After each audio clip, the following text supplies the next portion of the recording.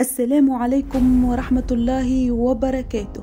أفاد نقيب الفنانين ماهر الهمامي في تصريح أن حاكم التحقيق الملف بقضية الفنان نور شيبة أذن بالتمديد في إيقافه لمدة 4 أشهر. وأشار الهمامي إلى أن الحالة النفسية للفنان نور شيبة سيئة جدا، وهو في حالة انهيار، باعتبار وأن مستقبله الفني أصبح مهددا، معبرا عن استغرابه عن أسباب التمديد في إيقافه.